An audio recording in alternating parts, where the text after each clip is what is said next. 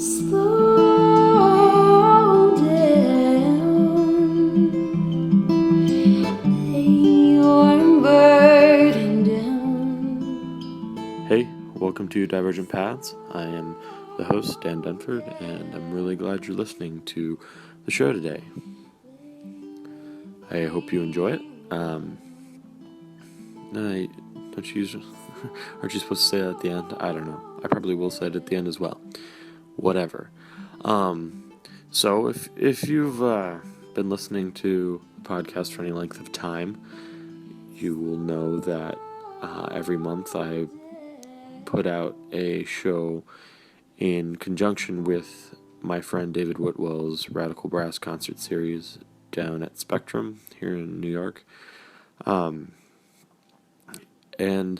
had a bit of a funny going on this time around, because this Sunday, first Sunday of the month, as per usual, there is a Radical Brass concert at Spectrum featuring the Underground Brass, which is a really wonderful brass trio. And it's a low brass trio made up of David Whitwell, David Taylor, and Jay Rosen. And once again, if you have... Well, I doubt that there's anyone who's listened to all of them except for probably me.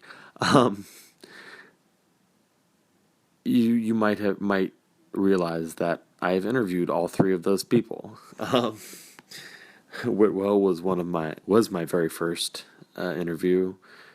Jay Rosen was in that first month or so, and the last 2 weeks on the show have been devoted to my former teacher, David Taylor. And so I was left with an interesting conundrum as to what to do for this month's Radical Brass podcast. So David came to me about a month ago and said, hey, and since you've already interviewed all three of us, there's a really great Italian composer. He'll be in town, and he's writing... He has written or is writing one of the pieces for the concert. His name is Giro Deraco, and that's probably as close as I'm going to get it, because I have a really hard time with R's that aren't just dumb American R's. But he suggested I sit down with Giro, and so I set it up. He helped. He introduced me, and we set it up, and this past week, I was fortunate enough to sit down with Giro, and man, it was a really good time. He is the nicest guy, and his music is great, and I'm really excited for you guys to hear this. As I mentioned in the early part of the interview, it's the first guest I've had that is not American, and so it was really fun. It was really a pleasure to talk to him about his career and about, differences between Italian, his approach as opposed to how a lot of musicians here in the States approach things. And, he's a very respected composer over in Italy.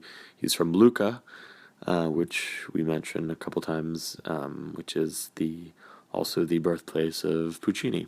And that comes up a few times in the interview. But anyway, he has written this piece, Underground, that the Underground Brass will be performing this Sunday at Spectrum. I have two of his pieces on the episode today, one before the interview, one after the interview. The one before the interview is particularly interesting. We speak at length about it on the interview, but it is... Brace yourselves. I have a complete opera on the episode today. The entire opera, start to end, is going to play before the interview even starts. Before you turn this off, because you think it's going to be a 5-hour-long podcast episode, rest assured, the opera is 8 seconds long. It's entitled TACI, and we talk about it in the interview, but before we even get to that, you'll hear the entire thing. So that's fun. And at the end of the episode is another piece by Giro entitled Indaco, and that is for flute, clarinet, and vibraphone. And it is quite nice, and I really, like I said, his music's great. So hope you enjoy that. And if you're in the city this weekend, so April 3rd on Sunday, the Underground Brass concert will be at Spectrum, 121 Ludlow Street, number 2, at 3 p.m. And the program's going to be fantastic. One of the pieces they're performing is arranged by past guest Marian Contreras. She obviously loves her low brass players, so she did one of the arrangements. And anyway, 3 incredible musicians, and it's going to be a great concert. So if you're around, I hope you'll come out to that and enjoy this episode. And if you like the podcast, subscribe and stuff, and leave a review on iTunes or Stitcher, whichever you prefer. All right, guys, enjoy.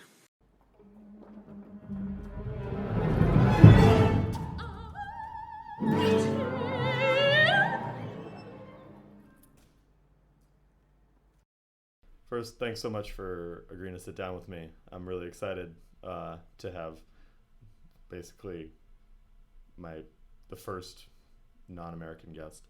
It's really exciting. Happy for that. It's for a city that is so multicultural. My interviews so far have been staggeringly New York only. But you've been in New York for about a month. Yes.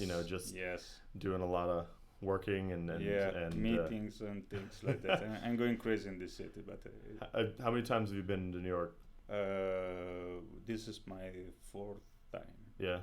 Yeah. So what are you kind of setting up for the future? I'm trying to develop my work. Mm-hmm. Probably there are good things. We will see. I don't want to say something before that I have the right things in the hand. Mm-hmm. Makes sense. Yeah. Yeah.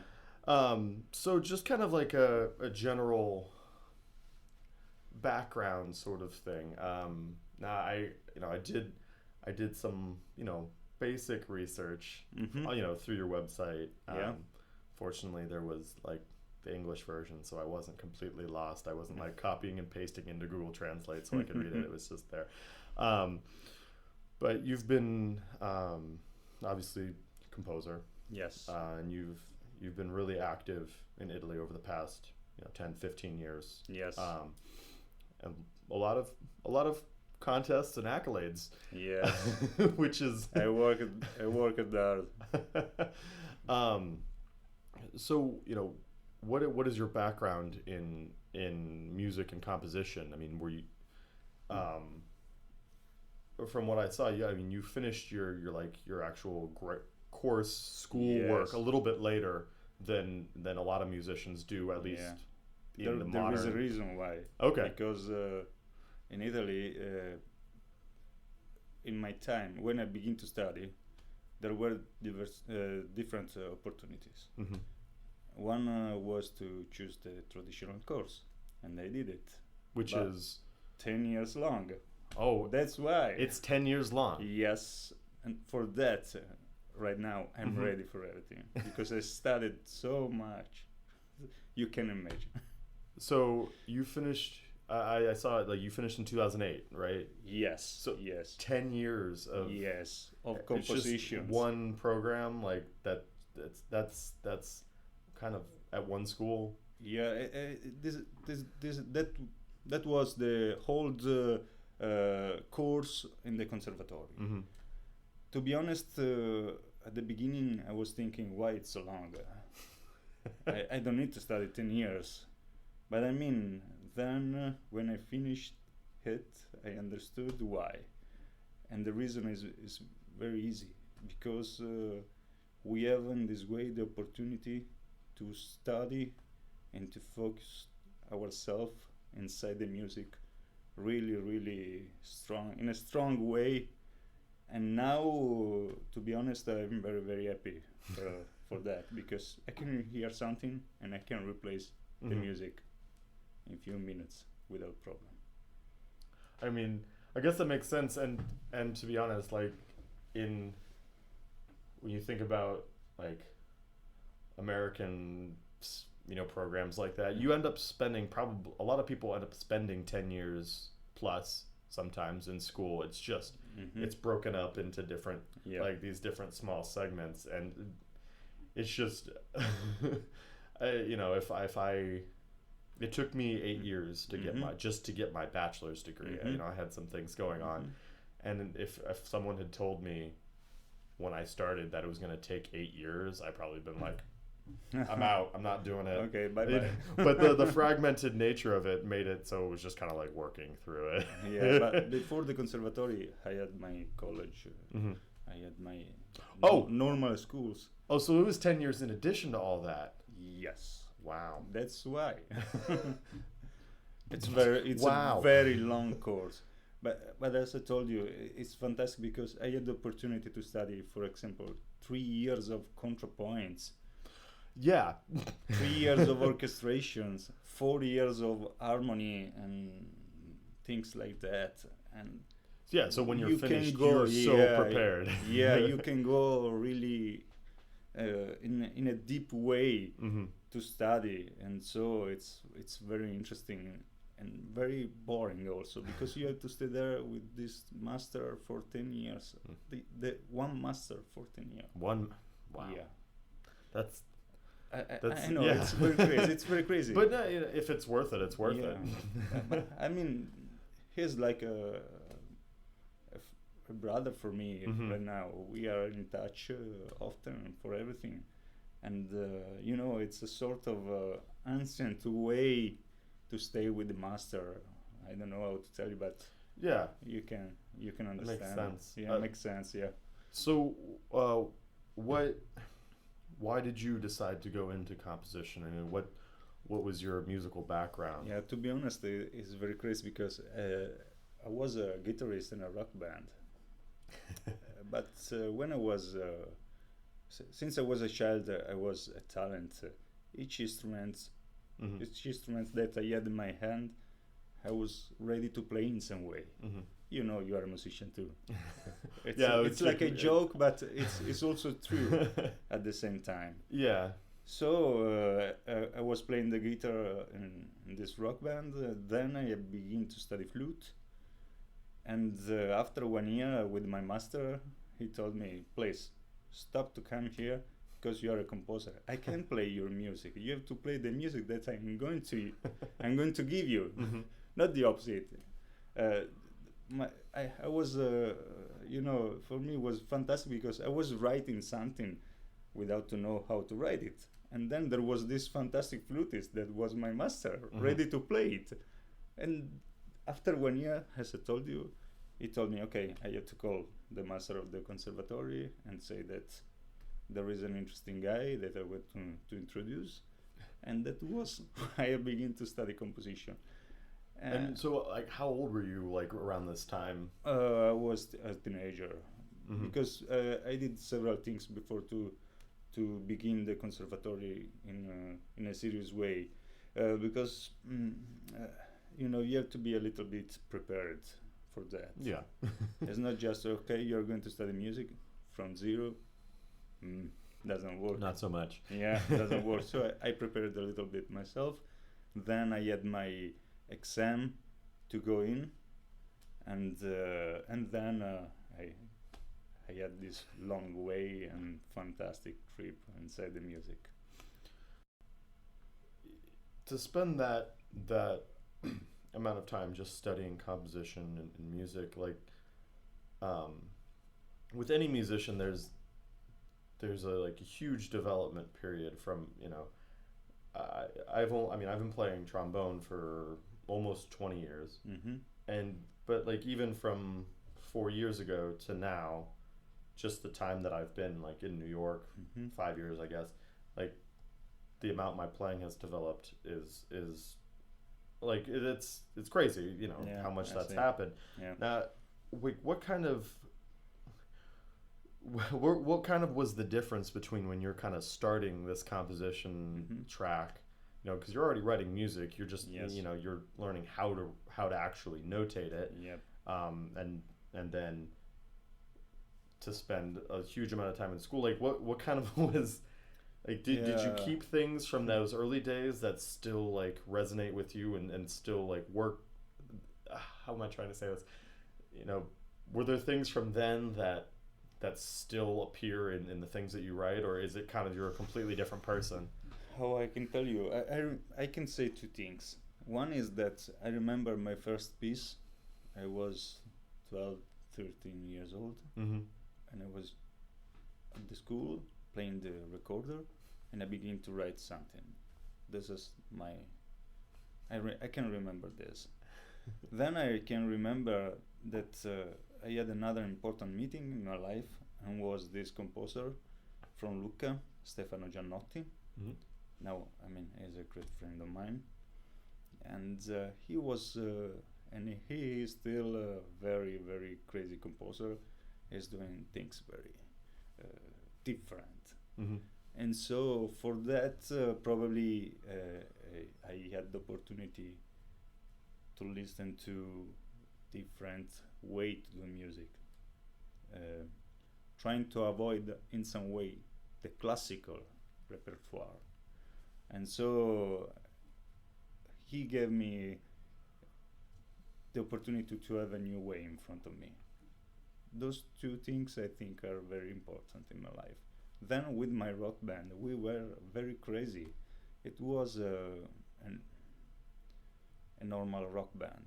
We were writing music with a lot of research, doing crazy stuff on the stage. I don't know how to say, but it's part of my life. Yeah, it's You not- know, but when not- you are there, you're there. You don't know. Well, I mean, yeah, it's a really different to think like to go back and look at what you were doing, but in the moment, when you're in the moment, you're not necessarily thinking Yeah. large, like long term or from a Yes, large, like a larger yes. perspective. You're just kind of doing what's there Yeah, and yeah. trying new things. And then when you are a teenager, it's a sort of game, and Mhm. you're there just playing music with friends.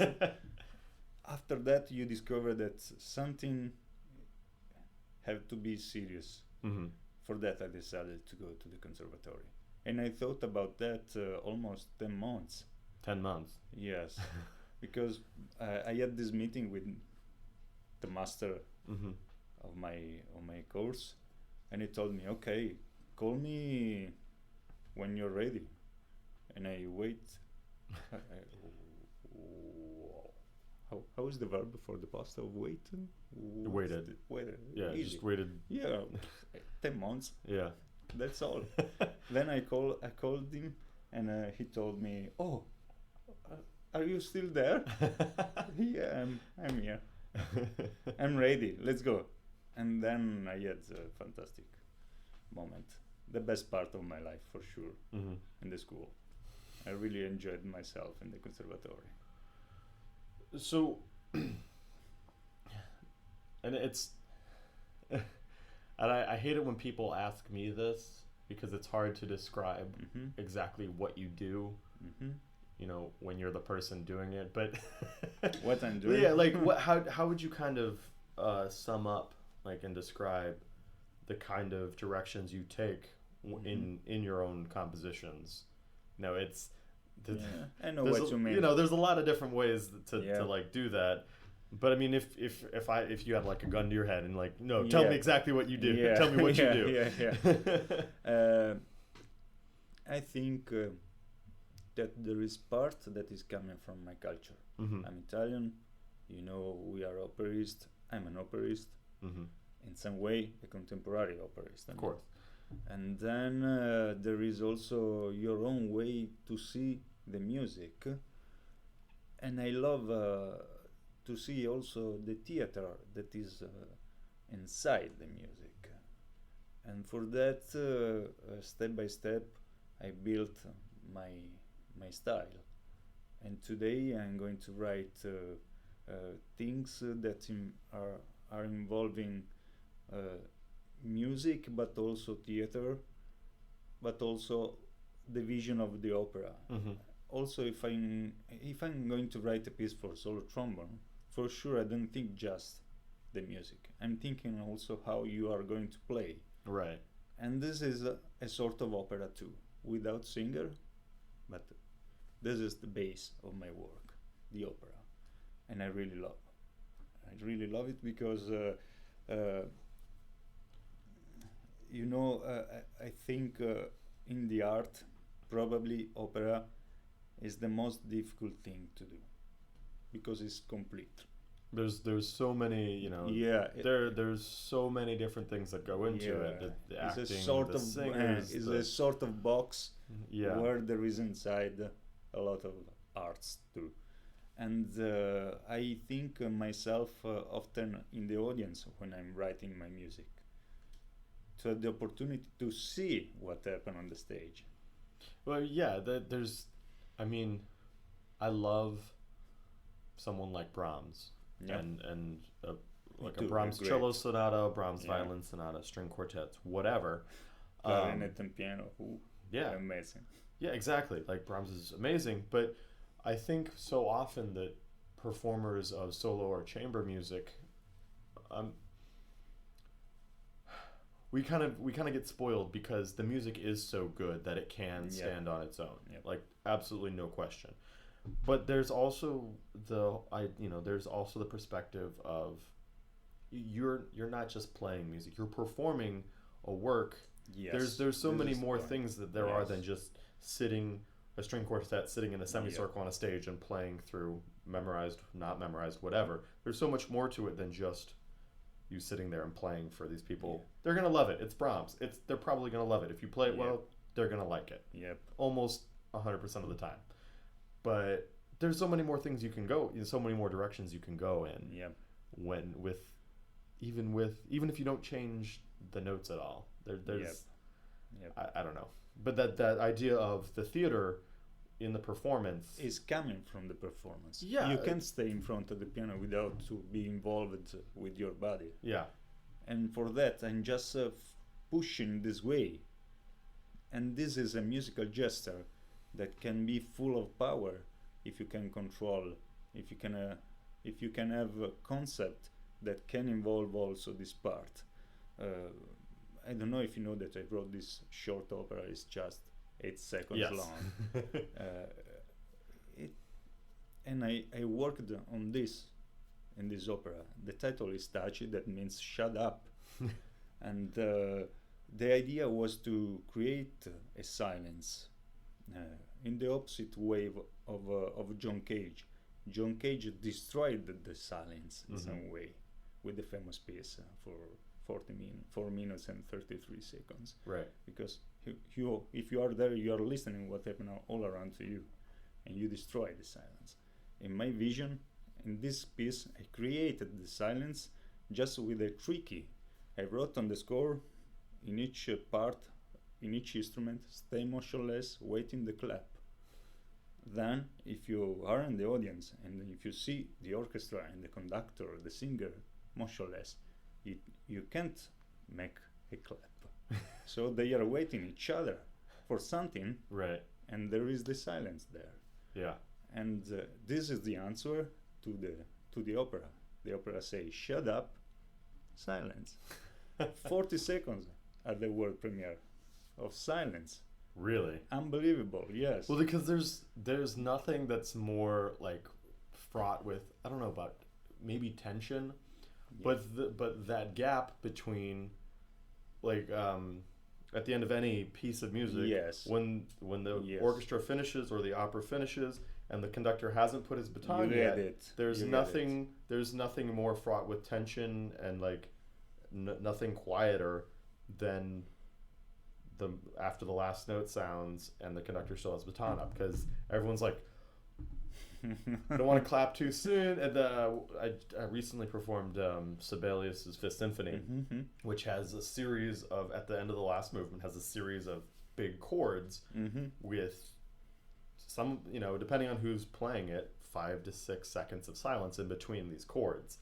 you know, up into the last one, and then the conductor drops this. But like it's the same kind of thing. It's like This contraction is amazing because the audience is involved. Yeah. And this is very important for me.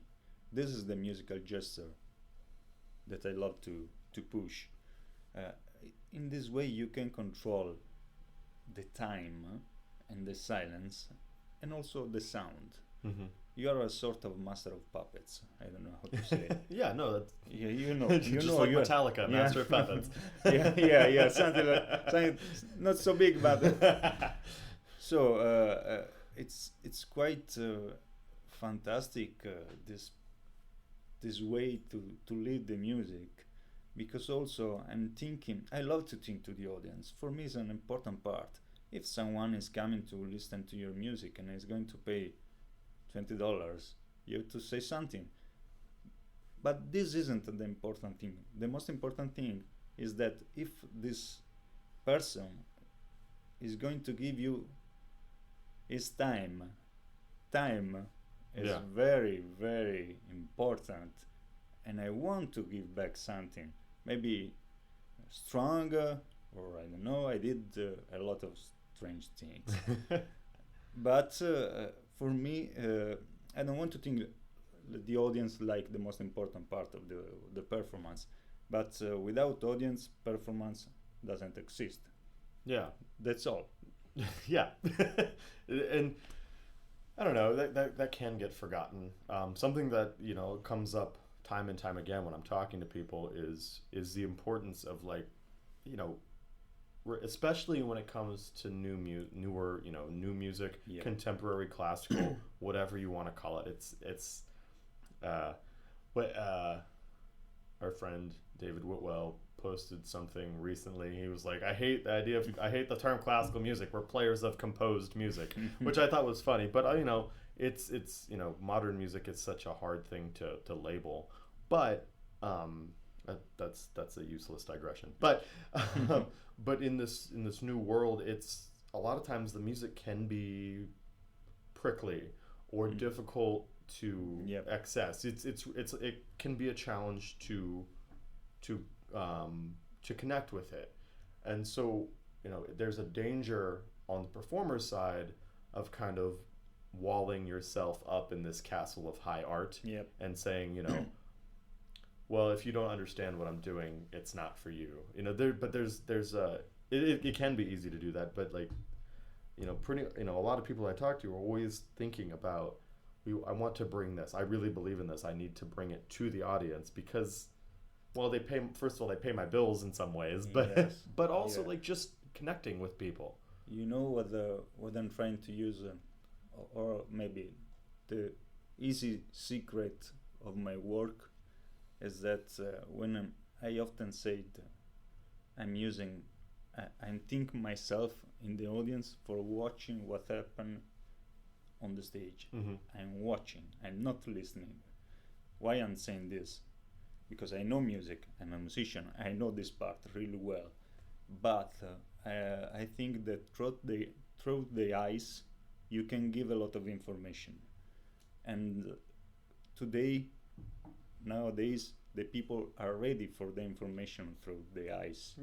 And so if you open this channel and if you work on this channel at the same time of the year, they can receive more information, and for that they are ready to understand what happened really on the stage. And I can tell you this because all my pieces, the most crazy pieces, are so hard to listen that someone can say, oh, I mean, I can't listen to this one. But through the part of the theater, the musical gesture, I can involve them in, and they can understand also if the music is very strong. I wrote this piece for clarinet and tablet that is very, very strong. The music is full of crazy sounds, I can say this. But there is a part with the tablet that is a theatrical part of the piece that can involve the people because they are really, really concentrated on this part, and I can give them 100 information, and they don't feel bad about this because they are watching and listening at the same time, and information are coming. Yeah, it's I had almost 40-50 performance with this piece. Just at the world premiere, we had 5 bad letters in Berlin because we are putting the clarinet in the water, but the audience doesn't know that the bell is a special bell that can go right in the water.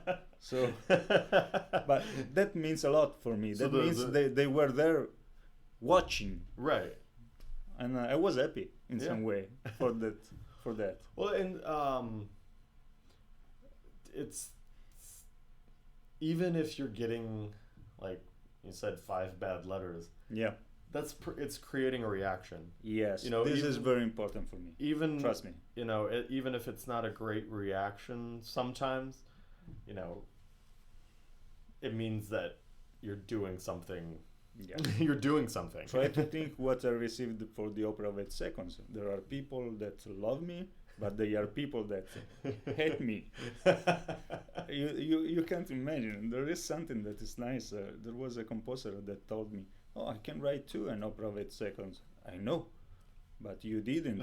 I did it. This is the difference, you know? Yeah. Another one say, "Oh, I can go to write an opera of 7 seconds." Okay, do it. But the concept is done. Yeah, you. Yeah, I already did it. Yeah, you know, it's not just the number of this or the seconds. Here are the ideas that can change the way to listen to the music. That's you know, people with or musicians that have more traditional mindsets. Not that there's anything wrong with that. That's not what I'm saying. But a lot of the criticism of newer pieces or things that have these kind of effects or whatever. I mean, you're talking about a piece where you put the bell of a clarinet in water. I mean, you know, there is a video on YouTube. Yeah, you can see exactly. Anima mea. But like, it's one of these things where it's like, well, why do you need all these gimmicks and why or gimmicks in quotes? I'm not saying Yep. But these effects, and you know, can't the music stand up on its own? And it's not, the point being that it's not just about the music. The ideas are so important. Yep. And there's a lot of pieces, even me, where I really love the concept and I love the idea, but I don't always love the piece. Yes. Like there's you know, John Cage is so important on so many levels for how classical music went in the 20th century. And there are a number of pieces of his that, I mean, because he was the first one to do it, they're more important than they are interesting to listen to. Yep. Because he was pushing the boundaries of the art form. And now we've gone, you know, in some ways, in some situations, we've gone beyond that. And you come back to it and you're like, okay, I get the idea, but I'm not going to sit down and listen to this piece again or watch this piece again. After the idea, I think after the concept, I prefer concept because it's more open. After the concept, in my opinion, to be honest, you have to be ready for writing about the concept. Yeah. And it's not just the concept, but also the way how you can put it on the stage, you can put it on the score, and how you can develop this idea, because this is important too. It's not just the idea. Okay, I can go on the stage with a gun and what? If you don't discover the way how to develop this gun on the stage. Right. And this is another important point. 10 years of composition gave me this opportunity. Okay, I have an apple. How I can develop this apple? Or the easy way to say this, try to think Beethoven 50 symphony. It's just this fragment. Yeah. Anybody could have come up with that fragment. Yeah. But then there are, I don't know, minutes and minutes of music, unbelievable. This is the idea. The idea is and then okay, let show me how you can develop all these things. So and like so in it's weird because in some ways these experimental pieces are a lot more traditional than they sound because you're using the same process. You're just you're instead of a four note motif, it might be a more esoteric or metaphysical concept as opposed to just four notes. I mean, the notes are important or can be important. Can be important. They can be not important too. Yes. But you still have to develop it, and that's something that's been happening ever since there has been composed music. It's the composition is coming from componere. Is Latin word that means put together the things. Mm-hmm. But you have to know how to do it. Yeah, that's. So I'm curious. You can also create all the contrasts that you want, Right. but you have to do this very well. Yeah. Or all the people can write music, all the people can play the trombone, all the people can do what they want. This is the difference between an artist and an art craft man. I don't know how to say. Yeah. Someone that does it as a hobby. yeah. Yeah. I mean, I guess that makes we sense. We are really on the border. Mhm. You know, you can make a false step or you can make something crazy. Yeah. Since I have you here, I'm talking to you. I'm just curious about kind of, Italy has such a grand tradition of music throughout pretty much every single time period. Mm-hmm. Major music time period. Yes. There have been great Italian composers that have made their mark. Whether it's, the Renaissance days, whether it's Baroque, yeah, into Romantic, Yeah. late Romantic, Opera. obviously opera. Is the one of the even now, like Italian operas are. Yes. Are some of the most popular. I went to the Met a few weeks ago. There was an Italian opera, and I was thinking, oh my God, after 200 years, this opera is still here. Yeah, on the it's stage. incredible.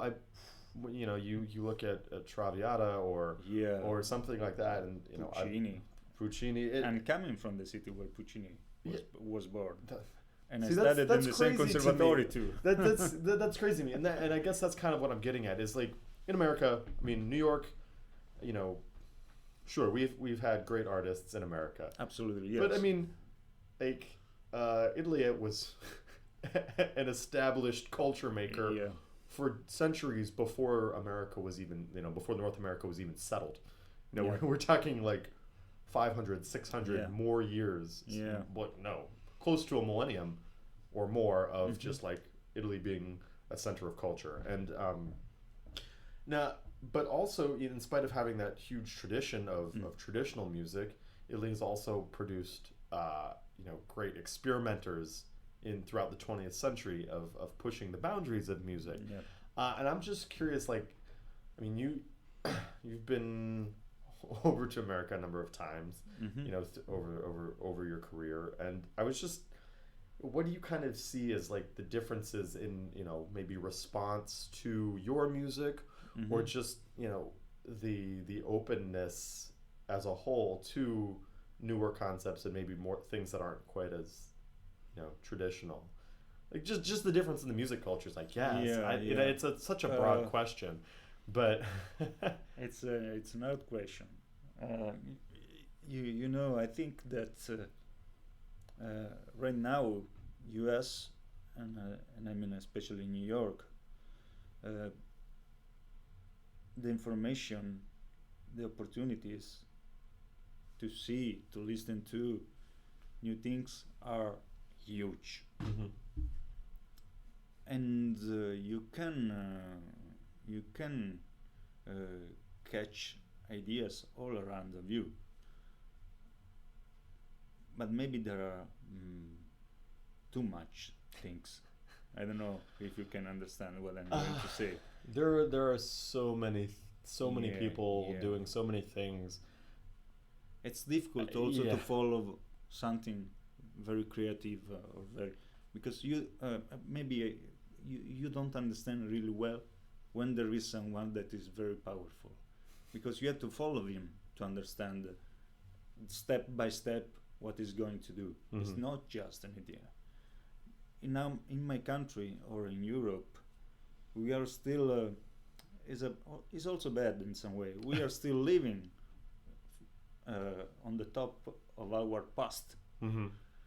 and in some way, since we are children, we are in this past that is going all around of us. Well, I mean, because you can't really get away from it. Yeah, Like you're this is saying, the point. You're coming Yeah. from the city of Puccini, like Yeah, Like that- how is impossible. like I mean, when And I studied in the same conservatory, and it's nice because I can tell you this nice thing.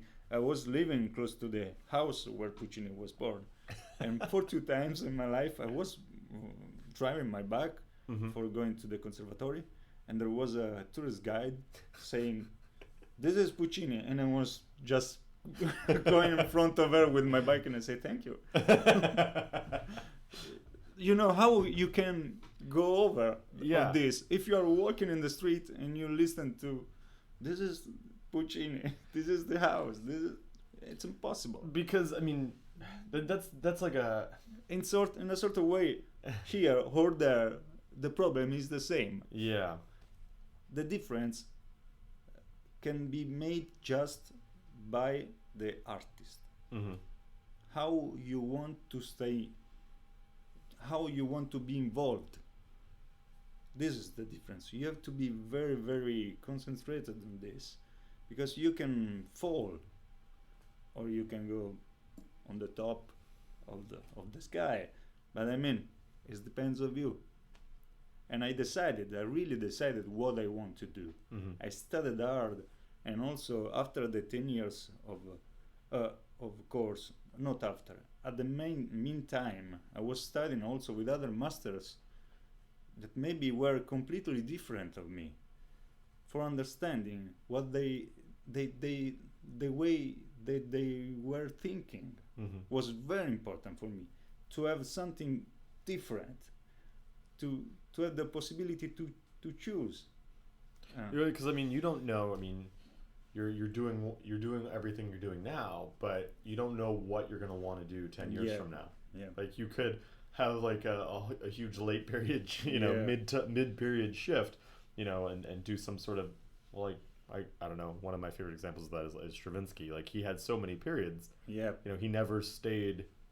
While there were earmarks of what he did, he knew everything For and was that, able. he's a great. Yeah, I mean, He never thought about himself. I'm this. yeah. I know what I want to do, but I don't know what I'm going to do. Now I know what I want, but I now don't am know I what going to do this like neoclassical thing? Am I going to Yeah. do this like late period, choral music, like whatever. Like there's, and it's, and we were talking a little bit about this before we started recording. It's just musicians, it's really important not to lock yourself into just making yourself one thing. Yep. Because if that one thing doesn't work out, like, Mhm. what are you going to just quit music and go become a lawyer? Yeah. I mean, if you have a Juilliard education, like pretty much every company in the world respects a Juilliard education, whether you're applying to be a musician or not. Like, Yeah. so you can do that, but do you really want to give up the thing you've spent hundreds of thousands of dollars on? I don't know. I don't know how to say, but I think that music. Oh, there is a friend of mine that say, music is a fantastic thing, but music is also really serious. And this part is important to grab, to take. I don't know how to say. I love music. I really enjoy myself every day of my life. I'm really lucky. I'm doing just the composer in the life. Almost 40 concerts per year. A lot as a composer. Well, Yeah, that's really heavy schedule. yeah. I'm very happy, but at the same time I have to be serious with all this stuff, Yeah. because it's very easy to make a mistake and to destroy something that was really beautiful in front of you, like I don't know, I want to be a little bit poetic, like a flower or something Yeah. like that. But then you have to take care also of this flower. It's not just a flower. You have to give water, you have to take care about the temperature and things like that.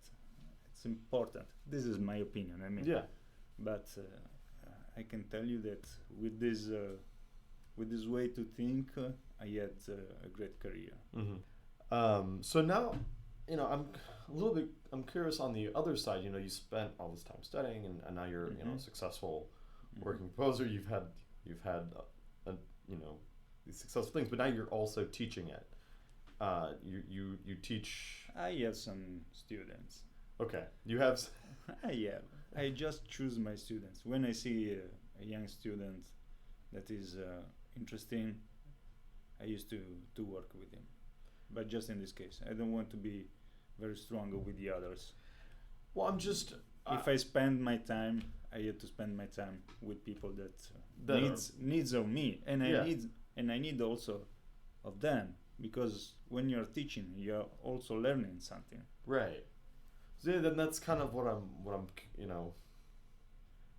just curious about is I've talked to people who, excuse me, several composers, but not really any who also now have progressed into teaching. They're just trying to make their own career work, and so how do you approach that end of the spectrum? You're talking about learning while you're teaching, but how do you? I always think that teaching composition, when I just think about it, like has to be like a really weird thing, because you don't, if you play clarinet or whatever and you're teaching your student, you have kind of like these benchmarks that you want to hit, whether they're gonna be at an orchestra, whether they're gonna play a big band, whether they're gonna do whatever. There's certain things that you have to do musically on the clarinet, but in composition, those I don't really understand. Like I have no idea. Like I guess I would assume there are certain benchmarks. You have to know how to do this, and this, but the personal voice is so much more specific. Like how do you go about like approaching say I'm your student? Difficult question. Like I don't even know. There is one thing. I mean, after I wrote a lot of music, so almost 100, more than 150 pieces in each field.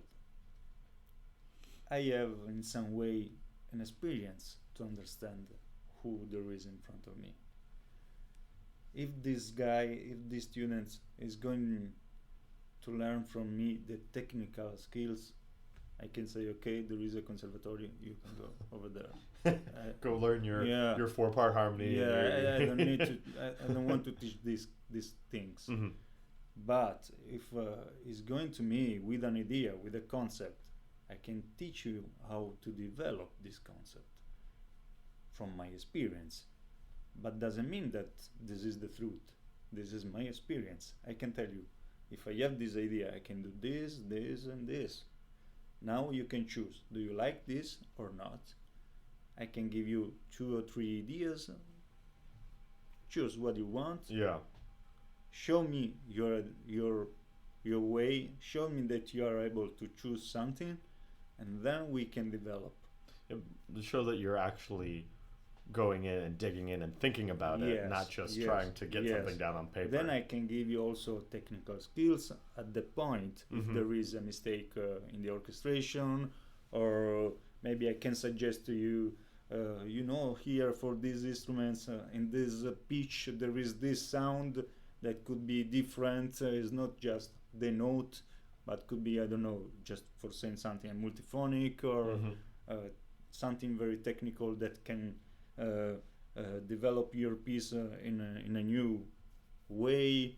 I can tell you this, and I want to think of you like a colleague, not a student. You know, it's funny that you like talk like that. Obviously, I studied for 5 years with David Taylor, and you know, it's a very similar approach to what he does. Like, I went into him a number of times, and I would play something, and he would be like, It was boring. or it was boring, or I don't necessarily like what you did, but I see why you're doing it. Like, I see what you're doing there. I don't necessarily like it. I wouldn't do it, but I kind of get it. Or Yeah. you might want to try this or this, but at least you're thinking about it. Like, you're thinking through it, and you're making a decision. Yeah. And so many times he would say, I would play something. He's like, "Yeah, I didn't buy that." Like, I'm like, what am I supposed to do with that? I had periods where I would get really frustrated, and I'd be like, well, that doesn't tell me what you're not What telling I me have to do. You're not telling me what to do, and that's kind of the point. He's not telling me what to do, and you know, it's similar. It's similar to kind of what you're saying is like, you know, But this is the way to push the student. artistically. Yeah. You know, Yeah, absolutely. Yes. Like, if you're practicing, if you're practicing correctly, you're gonna play trombone pretty well. Yeah. You know, if you're practicing well and But practicing. doesn't mean music. But yeah, that It doesn't. that mean doesn't make music. you an artist. That makes Yeah. you a technician. Yep. This is the point. I think there was Schoenberg saying something like that at the beginning of his manual book of harmony, or I don't remember. And he said, when I have a student, I love to put him in a big chaos. If he is an artist, for sure he can come over. He'll find his way out. Yeah, he can come over. That makes So, yeah. something like that. Mm-hmm. If you're not an artist, I'm sorry, this is the life. I'm not able to prepare fantastic bread. Right. It's art too. Yeah. We are speaking of something that is very Yeah, it's kind of soft. it's nebulous. It's kind of like there's no one answer that's right for everyone. Yeah, there isn't a formula for this. Yeah. It's something that is part of you, part of your culture, part of the life that you are living. Mhm. Because if I'm US, probably I will be different. Well, yeah. My music will be different if I'm going to live in US. Mm-hmm. If I'm living like I'm living right now in Italy, my music is going in a direction, in a different direction. Maybe because I don't know. I have my friends there. I have my ensemble, and my musicians are also an opportunity for me, because I can ask them how to do this and this and this.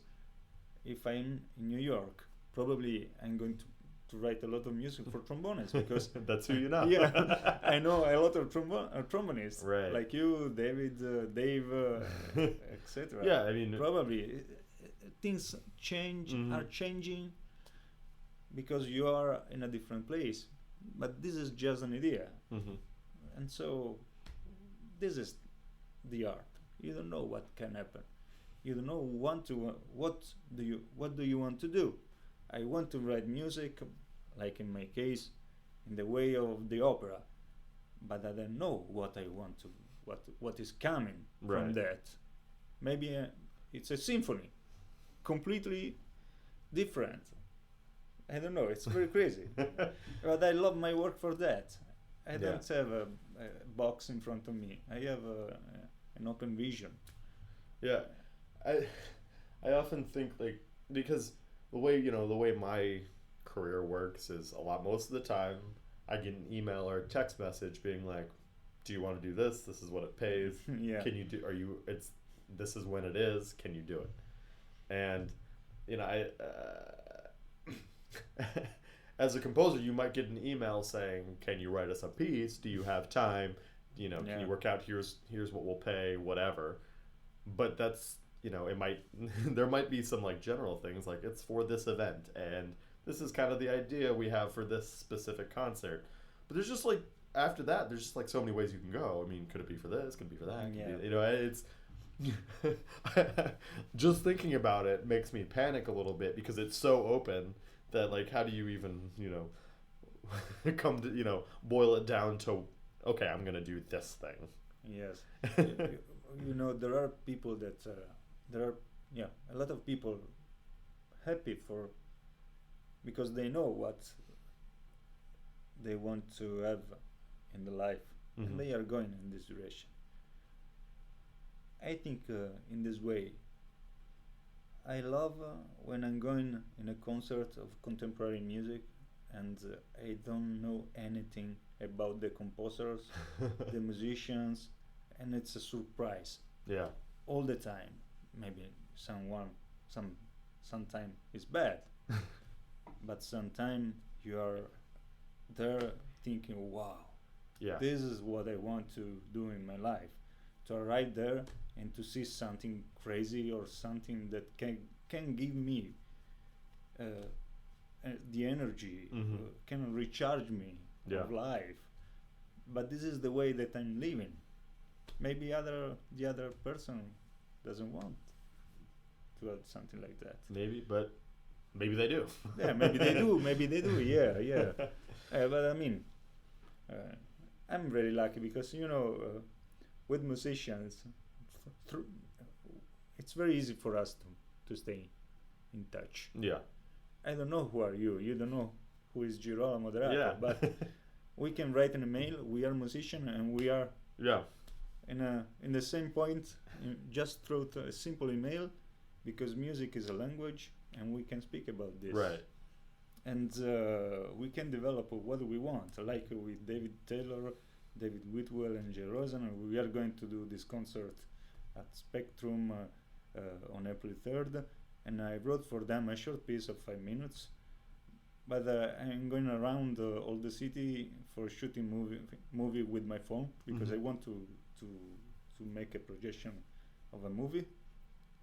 And I decided I have with me also my professional camera, but I decided this time to have low quality, but everything through Yeah.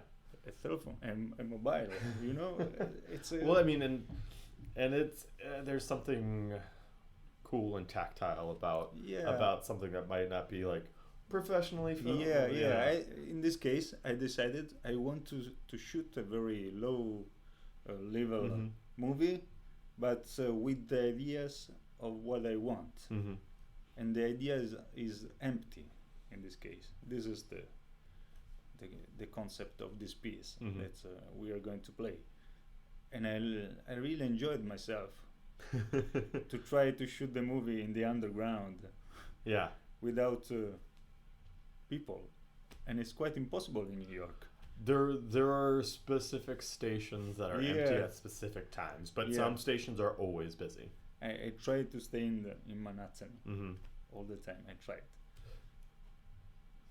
It isn't easy. Yeah, there's a few places like on the Upper West Side where you can find an empty station after like Yeah, but 9 o'clock. But like if you're there are 2 or 3 yeah people inside this movie in the empty station.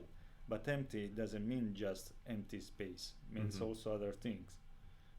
Empty is just a metaphor right because There you is- can you could be empty also in a crowd place. yes well that's kind of This so is that's kind of the thing of New York. This is the idea. I tried to develop this concept inside this piece with these 3 amazing musicians. Mhm. And I'm really curious to see what happened. They didn't see the video. They haven't. No, It's just gonna be yeah, first time just- of the performance? Yeah, probably. And I want to do Yeah. this way. I don't Oh, want yeah. to give them information. I want to see what I tried to match the point in the Mhm. music with the video, but I don't know if. But who knows how Yeah. it's going to turn out? Maybe something crazy happened the same. Yeah, you know? I mean, and well, it's already come up. Let's talk a little bit more about working with Yeah. with underground brass. But coming off of that, it's kind of fortunate that like these 3 guys would probably, because of their musical personalities, it'd be kind of a thing where it's even more encouraged to have something that you don't know what's Yeah. going to happen. Yeah. Like that's just how their ensemble works. Like it's different every time. Yes. They can perform the I same really piece. love this thing. Yeah, like this is the kind of ensemble where they can perform the same piece 5 times, and every single time it's going to be different. intentionally so, not Yeah, just yeah, like, yeah, oh, yeah. I cracked Yeah, this yeah. note this time. But this is the level that I love. Mhm. When we can discuss, when we can have a conversation that is very, it's like we tried to say before. Composition is something very soft. It's Yeah, there. You don't it's- know there's what is not a the hard rule, definite- where right, is the yeah. formula. I don't know. But I'm sure that something happened on the stage with Mhm. these guys, and also with this piece that I'm going to finish in the video, the part of the video. I'm going to finish a few things around Right. New York after this interview. Yeah. I'm ready for that. I'm checking my phone. So what's the piece called? Underground. Underground. Oh, it's called Underground. Very Perfect. easy. Very, very easy. No, something. I thought I want to. I mean, it's also an homage Mhm. to them. They are the underground brass. But I tried with this simple word to develop a concept, Mhm. the concept of the empty. And I was sure that for me was a nice, a nice journey inside the undergrounds of New York. Mhm. And it's a crazy idea to think that you are underground Yeah. with trains. Try to think about I this, know, and then I do Yeah. regularly. yeah, and up to you. There are big, Huge buildings and building and things. There's a it's funny. I know this is going to be really specifically New York, but the F train, which runs down here by Mhm. Manus, but if you take it up, there's the station at 63rd Street and Lexington Avenue. Mm-hmm. I want to say it might be the furthest underground station in the city, but don't quote me on that. I don't know if that's completely accurate, but the train that goes out to Queens, from that station, I want to say 4 stories, 5 stories. It's like hundreds and hundreds of feet underground. It's Wow. really far down. Like when you go down there, it's like, oh my god, this is like 5, 6, 7 stories underneath the ground. And you think about like the, there's uptown and downtown Yes. trains above you. There's this is Lexington Avenue, so there's these like billionaires living on this, up above that, and it's, New Yorkers spend so much of their time literally underground. Like Yes. I do every day. At least generally every day I'm underground for 2 hours at the very least, 2 to Yeah. 3 hours. Yeah. This idea touched me. Mm-hmm. I really loved this idea, and I'm still thinking of this because I saw very incredible things or very crazy things underground, Mm-hmm. and it's just because we need to move. Yeah, and it's How you can move underground? Yeah. And it's what's really cool, continuing. This is like Yeah. basically, I have a love affair with trains and the New York subway system, just the history and the but like even within Manhattan, you said you stayed Yeah. pretty much in Manhattan. Depending on where you are, like the stations like are designed differently. There's different Yes. art. There's Yes. like these beautiful tile carvings and Yes. all this stuff all over the city, and just like. I'm really now that I know there's a foam component, I'm like really excited to see this piece, because I'm kind of a nerd like that. But yeah, there's just so many different things that are encompassed Yes. in just like we keep saying, it's a soft it's like a soft idea. Yeah. There's so much that is Yeah. contained within just this one one concept. I had also the opportunity to I shot something very crazy, but I didn't use for the video Mm-hmm. because it doesn't work with the project.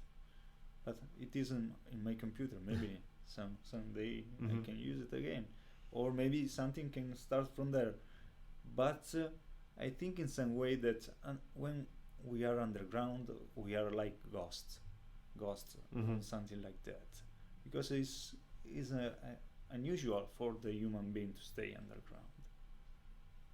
Yeah.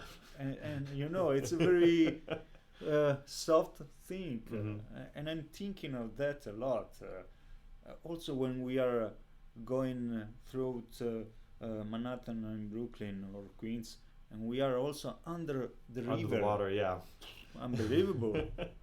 Try to think about this. You have liters and liters of water there waiting. Yeah. You think about Yeah. people who died trying to build those tunnels. Yeah. There's There's probably literal ghosts as yeah. well. A lot of meanings Yeah. are inside Mhm. this idea of the underground. Mm-hmm. And I tried just to develop someone Yeah. with these crazy guys. They Yeah. are so fun. I mean, you come together with a well thought out concept to those three guys, they're gonna run with it. Yeah. Absolutely. But I'm very happy for that. Really. And I think also that it's a sort of energy when have something inside, and also these guys have something too, but we are very close for that. We are going Mhm. to have something together Yeah. because we are very close in some way, and I'm sure the result will be nice. Well, I'm really looking forward to seeing the piece.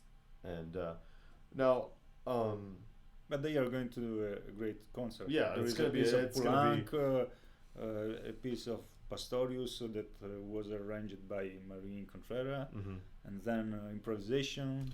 Well, I mean, anytime they do a show, it's just Yeah, like it's yeah, top to yeah. bottom great music Yeah. and virtuosic. Never low brass boring. playing. Never boring. Yeah. And I read that you're gonna be you're starting a residency with Ensemble Moto Perpetuo Yes. beginning next year. Or later this we year? are. We are Or in it's- some way. it's- Yeah, we are thinking some projects, especially with David, because he's my great friend on New York.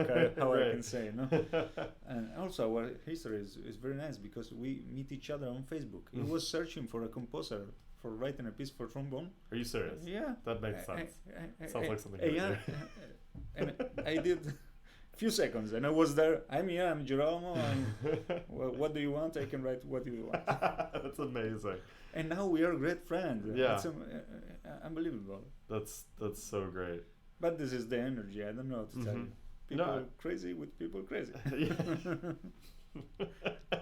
Well, and David being a guy who spends so much time in Europe every year and Yeah. wanting to, I'm helping a lot him in Italy. We are going to have also a masterclass each year. One of the things that I do with my students is each year I'm going to do a masterclass with just one instrument. I don't want to write a piece. Or I don't want to do a masterclass with an ensemble. They have to stay focused just on one instrument. Mhm. And close to me there is the musician, so they can see, can hear, can touch, can ask Yeah. all the question that they need for understanding how the instrument is going to work. Yeah. And then they are going to write a piece with me. I can help them to develop the piece, and this is the way to understand really well how is working an instrument, Mhm. in my opinion, because notes are just notes. I mean, that makes sense. Like, Yeah. This year that is makes with that David. makes a lot yeah. of sense. This year is with David. He's coming in Lucca, in my place, in Mhm. my city, and we are going to have this amazing, crazy masterclass and And masterclass then- with concert. masterclass concert, and then get really Yeah, drunk. and it's because gonna be I'm great. also the artistic director of this association of composers Mhm. based in Lucca. Is called the Cluster. We are almost 46 composers, and we are developing a lot of new things.